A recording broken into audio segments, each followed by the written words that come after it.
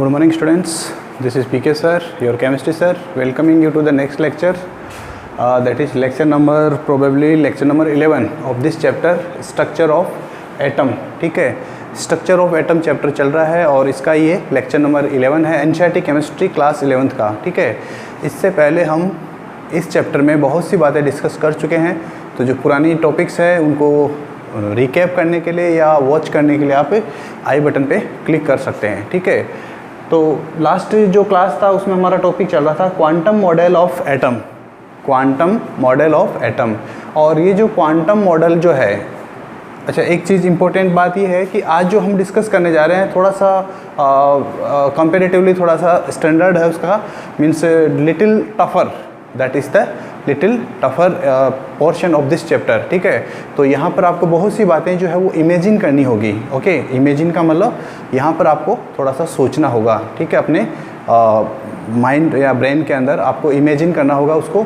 तो थोड़ा सा इस चीज़ को देखिएगा, कॉन्सेंट्रेट होकर इसको देखिएगा. अगर ये चीज़ आपको यहाँ पर समझ में आ जाती है तो फिर आपको आगे इस स्ट्रक्चर ऑफ एटम में कहीं पर भी कोई दिक्कत नहीं आएगी. ठीक है, हम बात कर रहे थे इस मॉडल की, क्वांटम मॉडल ऑफ एटम से. और इससे पहले हमने बात की थी बोहर्स का मॉडल, बोहर्स मॉडल. अगर हम बोहर्स के मॉडल की बात करें तो बोहर्स के मॉडल के अंदर कुछ कमियां थी, कुछ ड्रॉबैक्स थे. और अगर हमें पूछा जाए, इफ़ वी आर आस्क्ड और if we discuss that what were the reasons for the failure of a Bohr model, यानी कि बोहर मॉडल जो है वो फेल हो गया, इसके पीछे क्या कारण था. ठीक है, तो इसके पीछे हमें सिर्फ दो ही कारण बताने होते हैं. फर्स्ट जो है वो तो है आपका lambda that is equal to h upon p. और जो सेकेंड रीज़न है वो ये है delta x into delta p that is equal to और that is greater than h upon 4 pi. ठीक है, ये सब बातें हम पहले देख चुके हैं. ठीक है, अब इसका मीनिंग देखिए क्या होता है. देखिए हमें जो क्या नाम इनका, बोहर ने क्या बताया कि इलेक्ट्रॉन जो होता है वो न्यूक्लियस के चारों ओर, इलेक्ट्रॉन न्यूक्लियस के चारों ओर सर्कुलर पाथ के अंदर, सर्कुलर पाथ जिसको बोहर ने और रदरफोर्ड ने ऑर्बिट नाम दिया था. ठीक है, तो उसमें इलेक्ट्रॉन को पार्टिकल का एक पार्टिकल की फॉर्म में कंसिडर किया गया है, या जो बोहर का मॉडल है उसने इलेक्ट्रॉन को एक पार्टिकल माना है. ठीक है, ये तो हो गया फर्स्ट पॉइंट. सेकेंड पॉइंट देखिए, अब इसमें सिर्फ पार्टिकल नेचर की बात की है इसने. क्यों? क्योंकि इलेक्ट्रॉन को उसने वेव की फॉर्म में कंसिडर नहीं किया. तो ये उसका एक सबसे बड़ा ड्रॉबैक था, ये उसका सबसे बड़ा ड्रॉबैक था. क्यों? क्योंकि जो डी ब्रोगली का कॉन्सेप्ट है, डी ब्रोगली का जो प्रिंसिपल है वो ये कहता है कि कोई भी मैटर हो, वेदर इट इज़ पार्टिकल और वेव, इनके साथ में उसका ड्यूअल बिहेवियर होता है, यानी कि उसका वेव नेचर भी होता है और उसका पार्टिकल नेचर भी होता है. ठीक है, तो यहाँ पर उसने डी ब्रोगली का जो कॉन्सेप्ट है उसको कंसिडर नहीं किया या उसको फॉलो नहीं किया. ठीक है, नेक्स्ट जो बात करते हैं वो ये है पोजीशन की और वेलोसिटी की. देखिए हमें पता है कि बोहर ने ये बोला कि इलेक्ट्रॉन्स जो होते हैं वो न्यूक्लियस के चारों ओर सर्कुलर पाथ में मूव करते हैं. ये जो सर्कुलर पाथ होते हैं ये वेल डिफाइंड पाथ होते हैं. ठीक है, और ऐसा जो वेल डिफाइंड पाथ होता है ये तभी हम डिफाइन कर सकते हैं जब हमें उस इलेक्ट्रॉन का पोजीशन और उसका वेलोसिटी एग्जैक्टली पता हो. Okay, if we were to know the exactly the position and velocity at the same time, अगर हमें एग्जैक्टली पता हो तभी हमें पता चल सकता है कि इलेक्ट्रॉन जो है वो एक सर्कुलर पाथ में मूव कर रहा है. लेकिन हमारा जो हाइजेनबर्ग का अनसर्टेनिटी प्रिंसिपल है वो ये कहता है कि किसी भी कंडीशन में, किसी भी सिचुएशन में आप डेल्टा एक्स और डेल्टा पी का जो वैल्यू है, या जो हम बोलते हैं जिसको क्या बोलते हैं इसको, yes, uncertainty in the position and uncertainty in the momentum that can not be calculated exactly simultaneously. ठीक है, ऐसा उसने कहा. तो ये दो वजह थी जिसकी वजह से जो बोहर का जो मॉडल था वो क्या हो गया, ऑलमोस्ट फेल हो गया. और उसको हमने फिर अदर एटम्स के ऊपर उसको अप्लाई नहीं किया या उसको हमने एक्सटेंड नहीं किया. करेक्ट, एक्सटेंड का मतलब कि उसको हम अदर एलिमेंट्स पे या अदर एटम्स के उस पर अप्लाई नहीं किया. तो अगर आपसे पूछा जाए कि रीज़न बताइए तो ये आपको दो रीज़न बताने होते हैं कि lambda is equal to h upon p को फॉलो नहीं करता है और delta x into delta p that is greater than और इक्वल टू h/4π इसको भी फॉलो नहीं करता है, ठीक है। तो ये दो बड़ी वजह थी जिसकी वजह से जो है आपका जो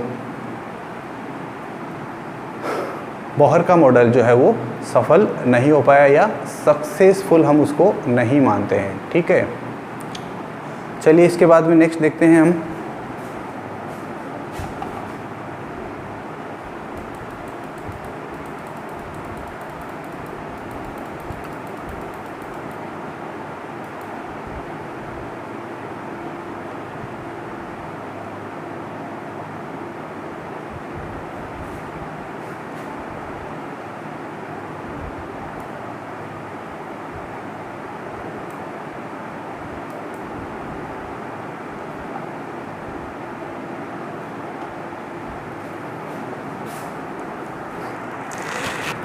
अब देखिए इसके बाद में नेक्स्ट आता है आपका quantum model of atom. Quantum model जो है उसका जो बेसिस है उसका देखिए, इससे पहले हमने जो है न्यूटन का मैकेनिक्स देखा था। न्यूटोनियन मैकेनिक्स जो है वो जो है उसके अंदर all the formulas Newtonian mechanics जो है, मोशन जो है वो मैक्रो ऑब्जेक्ट जो होते हैं, माइक्रोस्कोपिक नहीं मैक्रोस्कोपिक ऑब्जेक्ट के ऊपर ये इजीली अप्लाई होता है। कौन? न्यूटन का जो मैकेनिक्स था, ठीक है, जिसको हम क्लासिकल मैकेनिक्स बोलते हैं। Actually this Newtonian mechanics is also called classical mechanics. और ठीक है, मैक्रोस्कोपिक ऑब्जेक्ट का मतलब जिनका साइज बहुत बड़ा होता है और जिनको हम इजीली आंखों से देख सकते हैं, ठीक है। कोई भी ऐसा ऑब्जेक्ट जिसको हम इजीली हमारी जो नेकेड आइज है उनसे देख सकते हैं, तो that is a macroscopic object, okay, according to classical mechanics, ठीक है। जैसे कोई स्टोन है, कोई फॉलिंग स्टोन है, या फिर जितने भी जो प्लैनेट्स हैं ऑर्बिट के अंदर अपने जो मूव करते रहते हैं, ये सब किसके एग्जांपल है? मैक्रोस्कोपिक ऑब्जेक्ट के एग्जांपल हैं, ठीक है। अब देखिए, ये जितने भी जो ऑब्जेक्ट्स हैं इनका जो बिहेवियर होता है, हमें पता है कि हम इनको पार्टिकल मानते हैं, तो इसलिए उनका पार्टिकल के जैसा बिहेवियर हम उसको होता है या हम उनको मानते हैं, ठीक है। लेकिन जो सेम कॉन्सेप्ट होता है, कौन सा? जो क्लासिकल मैकेनिक्स का कॉन्सेप्ट है, वो हम इलेक्ट्रॉन है, एटम्स है, मॉलिक्यूल्स है, ऐसे जो माइक्रोस्कोपिक ऑब्जेक्ट्स होते हैं उनके ऊपर अप्लाई नहीं कर सकते, ठीक है। इसका वजह क्या है कि क्लासिकल जो मैकेनिक्स है आपकी, क्लासिकल मैकेनिक्स में जो मैटर होता है उसको सिर्फ मैटर ही माना गया है, ठीक है। उसके साथ जो वेव नेचर होती है, मैटर के साथ में जो उसका वेव लाइक बिहेवियर होता है उसको इग्नोर किया गया है, ठीक है। तो that is why classical mechanics जो है वो माइक्रोस्कोपिक ऑब्जेक्ट्स के ऊपर एप्लीकेबल नहीं होती है, ठीक है। और इसीलिए वहाँ पर जो अनसर्टेनिटी का प्रिंसिपल होता है उसको भी वो इग्नोर कर देते हैं या उसको नहीं मानते हैं, ठीक है। अब ये तो पुरानी बात है, क्लासिकल मैकेनिक्स तो पुरानी बात है। अब जो ब्रांच साइंस की, द ब्रांच ऑफ साइंस जो कि इस चीज़ को कंसीडर करता है, ठीक है, इस चीज़ को कंसीडर करता है, मीन्स किसको? जो मैटर है उसका जो ड्यूअल बिहेवियर है, ड्यूअल बिहेवियर का मतलब पार्टिकल बिहेवियर और वेव लाइक बिहेवियर, इस दोनों को जो कंसीडर करता है उसको हम बोलते हैं क्वांटम मैकेनिक्स, ठीक है। हम बात कर रहे हैं मॉडल की, लेकिन ये जो ब्रांच है साइंस का उसको हम बोलते हैं क्वांटम मैकेनिक्स, ठीक है। ऐसी मैकेनिक्स जिसमें लॉज ऑफ मोशंस की वगैरह की बात करते हैं, फोर्स है इनकी हम बात करते हैं, ठीक है। तो क्वांटम मैकेनिक्स जो है वो क्या करता है? माइक्रोस्कोपिक जो ऑब्जेक्ट्स होते हैं उनकी मोशन से संबंधित होता है। It is related with the motions of microscopic objects, ठीक है। और जिनके अंदर हमें पता है कि वेव लाइक और पार्टिकल लाइक दोनों प्रॉपर्टीज़ होती है, ठीक है। और ये जो क्वांटम मैकेनिक्स का जो ऑप्शन है या जो कॉन्सेप्ट है, क्वांटम मैकेनिक्स का जो कॉन्सेप्ट है, ये मैक्रोस्कोपिक ऑब्जेक्ट्स के ऊपर जब अप्लाई कर दिया जाता है तो भी आपको सेम वही रिजल्ट मिलते हैं जो हमारी जो क्लासिकल मैकेनिक्स है उससे हमें मिलते हैं, ठीक है। अब अगर हम इसकी बात करें कि इसका डेवलपमेंट वगैरह कैसे हुआ, किसने इसके बारे में डिस्कवरी किया, तो यहाँ पर दो इम्पोर्टेंट साइंटिस्ट आते हैं। एक का नाम तो आप लोग पहले से जानते हैं, वर्नर हीज़नबर्ग, या हाइसेनबर्ग, वर्नर हीसेनबर्ग या हाइसेनबर्ग, और दूसरा जो है उनका नाम है इरविन स्क्रोडिंजर।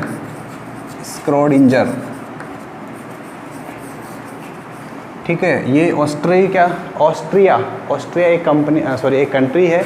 ऑस्ट्रिया कंट्री के एक रहने वाले हैं इरविन स्क्रोडिंजर। ठीक है, अब ये एक स्टाइलिश वर्ड है लैंग्वेज का, तो इसलिए यहाँ पर 2 डॉट लगाए जाते हैं इस ओ पे। ठीक है, क्यों लगाए जाते हैं मेरे को भी नहीं मालूम। ठीक है, लेकिन मैंने देखा है कि कुछ साइंटिस्ट जो है उनके जो नाम होते हैं या कुछ पर्टिकुलर वर्ड्स होते हैं, उन पर्टिकुलर वर्ड के अंदर कोई पर्टिकुलर लेटर होता है, उसके ऊपर 2 डॉट लगे हुए होते हैं। ठीक है, तो ये डॉट क्यों होते हैं, अगर आपको किसी को पता हो तो बताइएगा। मुझे इस बारे में नॉलेज नहीं है कि ये 2 डॉट क्यों लगाए होते हैं। कुछ साइंटिस्ट के नाम में या कोई प्लेस होता है उसके नाम में ऐसा होता है। ठीक है, क्यों होता है देखते हैं। चलिए, तो अब हम बात करते हैं फंडामेंटल इक्वेशन की, जो क्वांटम मैकेनिक्स का है। तो क्वांटम मैकेनिक्स का जो फंडामेंटल इक्वेशन है वो इसमें हमारे को यहाँ पर इस चैप्टर में डिस्कस नहीं करना। क्यों नहीं करना? क्योंकि उसका जो डेरिवेशन है और उसको जो अंडरस्टैंडिंग के लिए जो नॉलेज चाहिए वो फ़िलहाल इस लेवल पर, यानी कि क्लास 11th के लेवल पर पॉसिबल नहीं है। तो इसलिए इस बात पे हम जो ये फंडामेंटल इक्वेशन है किसका? इसी का क्वांटम मॉडल ऑफ एटम का, उसका हम फंडामेंटल इक्वेशन जो है उसकी बात नहीं करते हैं, क्योंकि वो यहाँ पर थोड़ा सा कॉम्प्लेक्स टाइप का बन जाता है, और जब आप हायर क्लास में हायर मैथमेटिक्स पढ़ेंगे तो उस समय आपको ये अच्छे से समझ में आएगा। ठीक है, चलिए, तो अब देखिए उन्होंने क्या बताया। जो आपका ये कॉन्सेप्ट है क्वांटम मॉडल जो है उसके अकॉर्डिंग क्या है, ये किसी एटम या मॉलिक्यूल को एक ऐसा एटम या एक ऐसा मॉलिक्यूल जिसकी जो एनर्जी है वो टाइम के साथ चेंज नहीं हो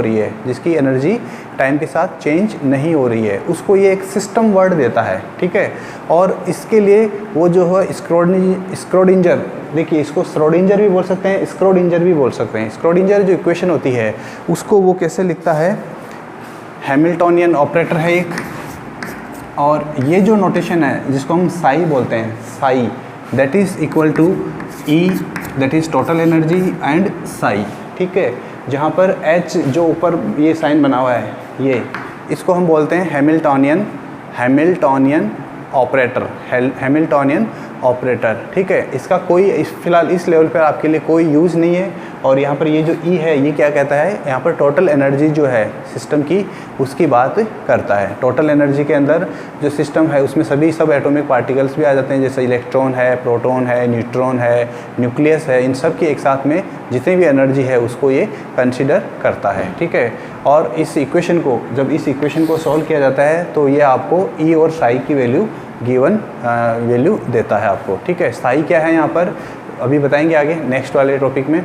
अब देखिए हाइड्रोजन एटम के लिए हम बात करते हैं श्रोडिंजर इक्वेशन, या श्रोडिंजर इक्वेशन जो है उसको हम हाइड्रोजन एटम के लिए जब अप्लाई करते हैं, तो इस इक्वेशन का जो श्रोडिंजर इक्वेशन आप देख सकते हैं यहाँ पे, ये जो श्रोडिंजर इक्वेशन है, इस श्रोडिंजर इक्वेशन का जो सॉल्यूशन है वो हमें कई टाइप के पॉसिबल एनर्जी लेवल्स देता है, और उन एनर्जी लेवल्स के कॉरेस्पॉन्डिंग जो वेव फंक्शन होता है इलेक्ट्रॉन के लिए उनकी वैल्यू बताता है। यानी कि साई की वैल्यू और एनर्जी की वैल्यू जो है वो इस इक्वेशन को सोल्व करने पर हमें मिलती है। ठीक है, और ये जो एनर्जी स्टेट्स या जो एनर्जी लेवल्स होते हैं ये क्वांटाइज्ड होते हैं। क्या होते हैं ये? क्वांटाइज्ड होते हैं, यानी कि इनकी एक फिक्स वैल्यू होती है। ठीक है, जैसे 1 के बाद 2 होगा, 1.5 या 1.25, 1.3 ऐसा नहीं होता है, 1 के बाद सीधा 2 के बाद 3 ऐसा। ठीक है, इसको हम बोलते हैं क्वांटाइजेशन। ठीक है, तो जितने भी जो हाइड्रोजन एटम है या कोई और एलिमेंट है उसके जो एटम है तो उनके अंदर जो एनर्जी स्टेट होते हैं वो क्या होते हैं? क्वांटाइज्ड होते हैं। ठीक है, और ये जो क्वांटाइज होते हैं उनके साथ में जो एनर्जी स्टेट और उनका जो वेव फंक्शन है, ये जो साई है इसको हम यहाँ पर वेव फंक्शन भी बोलते हैं। ठीक है, साई क्या है यहाँ पर? Wave function.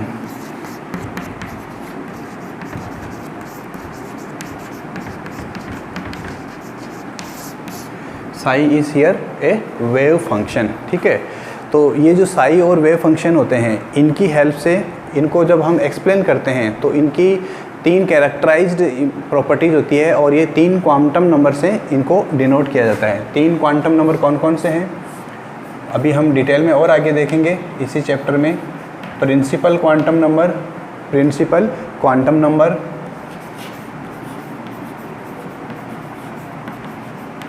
Principal quantum number, next है azimuthal quantum number, azimuthal quantum number. First है प्रिंसिपल क्वांटम नंबर, सेकंड है azimuthal quantum number. Principal quantum number जो होता है उसको स्मॉल n से डिनोट करते हैं, एजीमुथल क्वांटम नंबर को स्मॉल l से डिनोट करते हैं। और जो मैग्नेटिक क्वांटम नंबर होता है, magnetic quantum number, magnetic quantum number, उसको हम स्मॉल m से डिनोट करते हैं, ठीक है। तो ये 3 क्वांटम नंबर्स आते हैं, 3 क्वांटम नंबर्स आते हैं जब हम किसी पर्टिकुलर एनर्जी स्टेट और वेव फंक्शन की हम बात करते हैं तो, ठीक है। और ये जो है ये इस श्रोडिंगर इक्वेशन का एक सॉल्यूशन होता है, सॉल्यूशन इसको हम यूज़ करते हैं सॉल्यूशन की फॉर्म में, ठीक है। चलिए, अब कोई भी इलेक्ट्रॉन जो होता है, कोई भी इलेक्ट्रॉन जो होता है उसके बारे में कंप्लीट इन्फॉर्मेशन जो होती है, उस कंप्लीट इन्फॉर्मेशन को देने के लिए ये जो 3 क्वांटम नंबर्स होती हैं ये उसके बारे में पूरी इन्फॉर्मेशन देती है किसी भी इलेक्ट्रॉन के बारे में, कि उसका लोकेशन क्या है, उसका पोजीशन क्या है, वो कौन से एनर्जी लेवल में या कौन से एनर्जी स्टेट में है। जब मैं एनर्जी लेवल और एनर्जी स्टेट वर्ड यूज़ करता हूँ तो दोनों का एक ही मीनिंग है, ठीक है। एनर्जी लेवल बोल सकते हो या एनर्जी स्टेट बोल सकते हो, ठीक है। तो इसलिए इसके बारे में थोड़ा सा कंफ्यूज नहीं होना है, ठीक है। और ये जो वेव फंक्शन होता है ये मैथमेटिकल फंक्शन होता है। ये क्या होता है?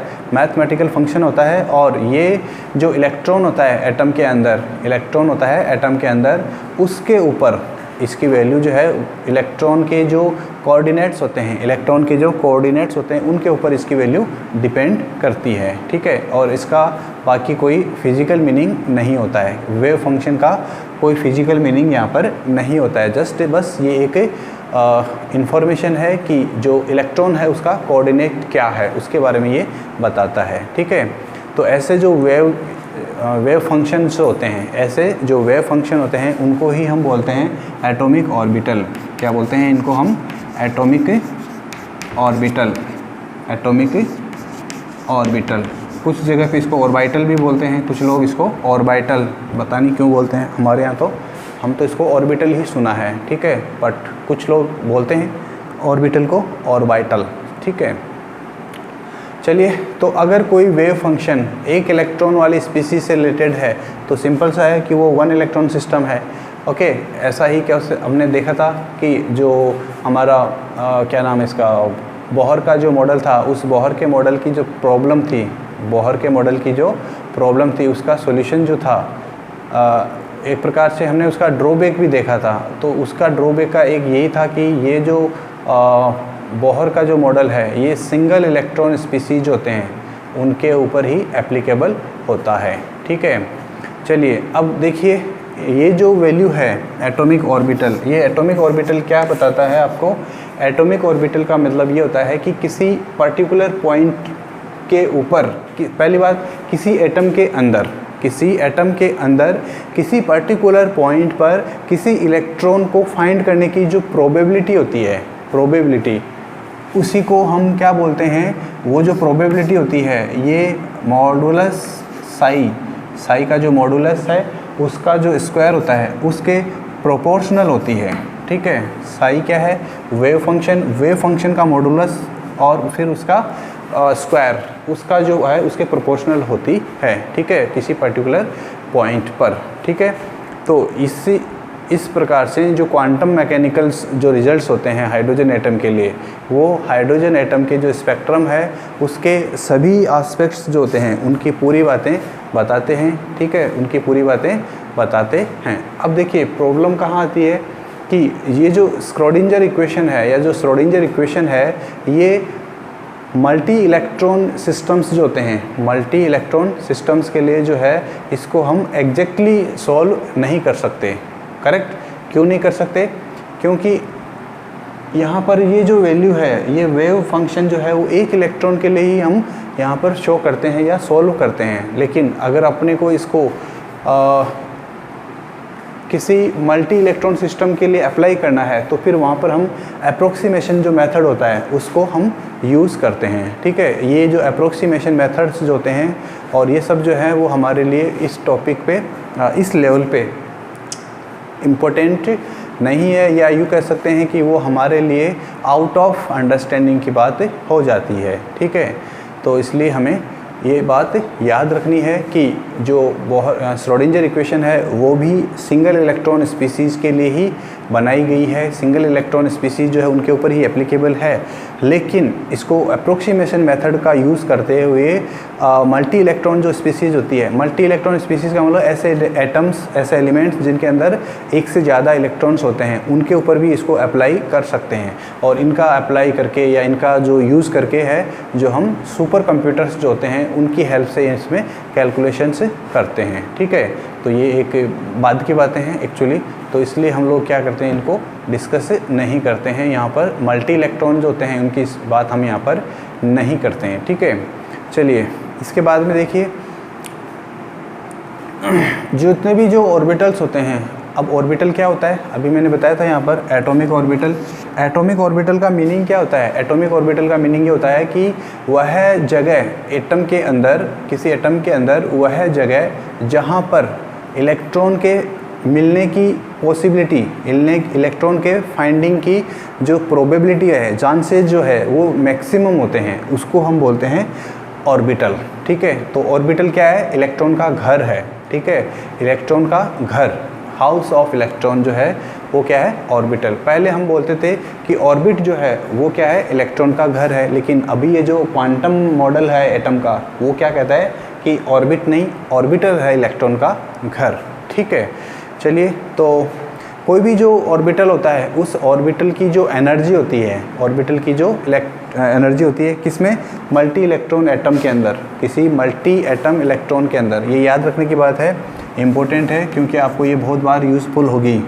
कोई भी मल्टी इलेक्ट्रॉन एटम के अंदर जो उसकी एनर्जी है, उसकी जो एनर्जी है वो दो चीज़ों पर डिपेंड करती है, एक n पे और दूसरा l पे। अभी n और l क्या है? अभी हमने बताया था यहाँ पे प्रिंसिपल क्वांटम नंबर जो होता है उसको n से डिनोट करते हैं, एजीमुथल क्वांटम नंबर होता है उसको हम स्मॉल l से डिनोट करते हैं। ठीक है, तो अब इस मॉडल के जो इम्पोर्टेंट फीचर्स हैं वो भी आपने को डिस्कस करना है, क्या क्या इसके इम्पोर्टेंट पॉइंट्स है या क्या क्या इसके इम्पोर्टेंट पोस्टुलेट्स है। पोस्टुलेट तो हम एक्चुअली नहीं बोलेंगे क्योंकि ये तो बाकायदा थ्योरेटिकली और प्रैक्टिकली प्रूव किया गया है, यहाँ पर सब कुछ प्रूफ के साथ में किया गया है। ठीक है, चलिए, तो यहाँ पर ये जो पहली बात, क्वांटम मैकेनिकल मॉडल जो है, quantum mechanical model of atom जो है वो किसके ऊपर बेस्ड है? ये श्रोडिंगर इक्वेशन जो है उसको जब हम किसी एटम के ऊपर अप्लाई करते हैं, श्रोडिंगर इक्वेशन को अप्लाई करते हैं तो वहाँ से हमें ये मिलता है। ठीक है,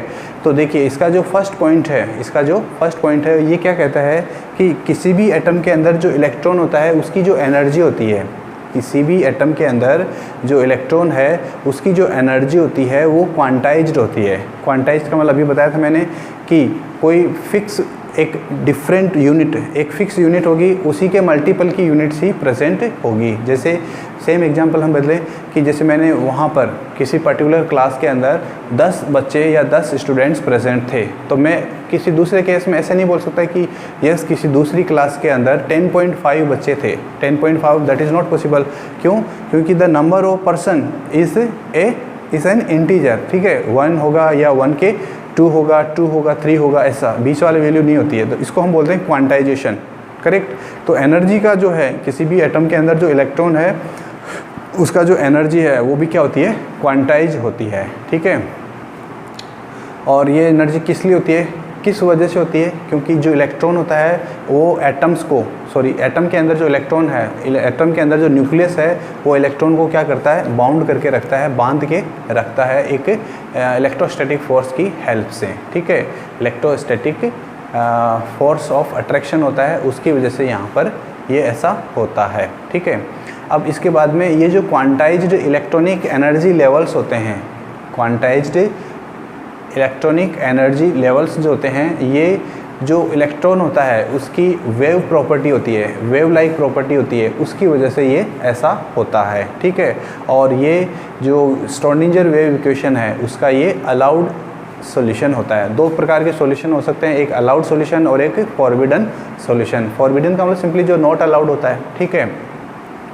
थर्ड पॉइंट की अगर हम बात करते हैं तो कोई भी जो इलेक्ट्रॉन है किसी एटम के अंदर, उसकी जो पोजीशन और उसकी जो एग्जैक्ट वेलोसिटी है, यानी एग्जैक्ट पोजीशन और एग्जैक्ट वेलोसिटी जो है वो साइमल्टेनियसली यानी कि एक ही समय में कभी भी कैलकुलेट या डिटरमाइन नहीं की जा सकती। ये हमने बोला किसके द्वारा, ये बताया गया W यानी कि वर्नर हाइजेनबर्ग के द्वारा ऐसा बताया गया। ठीक है, तो इसका मतलब ये भी हो गया कि किसी एटम के अंदर जो इलेक्ट्रॉन है, उस इलेक्ट्रॉन का जो पाथ है, द पाथ ऑफ इलेक्ट्रॉन, वो भी क्या है, हम एक्यूरेटली नहीं बता सकते कि इलेक्ट्रॉन जो है किसी एटम के अंदर जो इलेक्ट्रॉन है वो कौन सी जगह पे आपको मिलेगा, ये हम नहीं बता सकते। क्यों?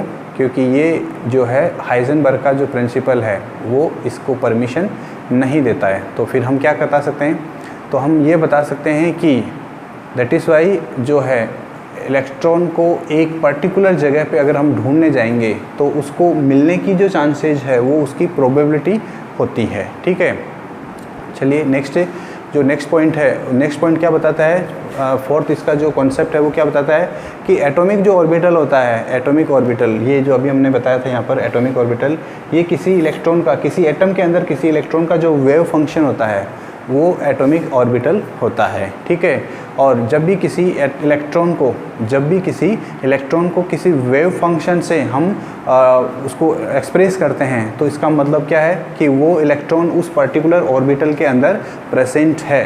ठीक है, जब भी हम किसी इलेक्ट्रॉन को किसी wave function that is Sai से डिनोट करते हैं तो इसका मतलब है कि इस एटॉमिक ऑर्बिटल के अंदर इलेक्ट्रॉन प्रेजेंट है। ठीक है, और अगर ऐसे बहुत सारे वेव फंक्शंस हो सकते हैं किसी एक इलेक्ट्रॉन के लिए ऐसे बहुत सारे वेव फंक्शंस हो सकते हैं, तो इसका मतलब ये भी है कि जितने ज़्यादा वेव फंक्शन है उतने ज़्यादा एटॉमिक ऑर्बिटल। तो एक इलेक्ट्रॉन जो है वो अपनी जो पोजीशन है वो चेंज करता रहता है, एक एटॉमिक ऑर्बिटल से दूसरे एटॉमिक ऑर्बिटल में मूव करता रहता है। ठीक है, तो इसका मतलब क्या हो गया कि one electron orbital wave functions या ऑर्बिटल्स जो होते हैं वो इलेक्ट्रॉनिक स्ट्रक्चर जो होती है एटम की उसको डिसाइड करते हैं, उसको डिफाइन करते हैं। ठीक है, और इसी के बेसिस पे जो एक ऑर्बिटल होता है उसके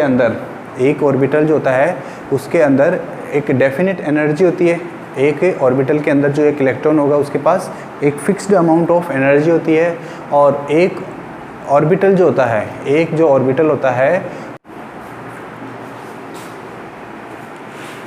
ओके, सो हम बात कर रहे थे एटॉमिक ऑर्बिटल और वेव फंक्शन की। ठीक है, वेव फंक्शन का मतलब क्या होता है कि जो साई है यहाँ पर उसको हम वेव फंक्शन बोलते हैं, और वेव फंक्शन क्या है, साई क्या है, एक सॉल्यूशन है। श्रोडिंगर ने जो इक्वेशन बताई थी उसका एक सॉल्यूशन है, और ये जो सॉल्यूशन है ये बताता है कि इलेक्ट्रॉन का पोजीशन या इलेक्ट्रॉन की जो प्रोबेबिलिटी है मिलने की जो चांसेस है वो ज़्यादा इस जगह पे होगा, एटॉमिक ऑर्बिटल या साई में होता है। ठीक है, तो ये इसने बताया जो आपका श्रोडिंगर है उसका वेव इक्वेशन का ये सॉल्यूशन है। ठीक है, नेक्स्ट जो इसका कॉन्सेप्ट है या जो नेक्स्ट इसका पोस्टुलेट है वो ये कहता है कि किसी भी एटम के अंदर इलेक्ट्रॉन के मिलने की जो प्रोबेबिलिटी है वो उसका जो ऑर्बिटल वेव फंक्शन होता है उसके ये क्या होती है, उसके स्क्वायर के, उसका जो स्क्वायर है उसके प्रोबेबिलिटी जो है वो क्या होती है, डायरेक्टली प्रोपोर्शनल होती है। यानी कि जिस जगह पे वेव फंक्शन की ज़्यादा वैल्यू होगी या एटॉमिक ऑर्बिटल्स ज़्यादा होंगे वहाँ पर इलेक्ट्रॉन के मिलने की पॉसिबिलिटी भी ज़्यादा होगी।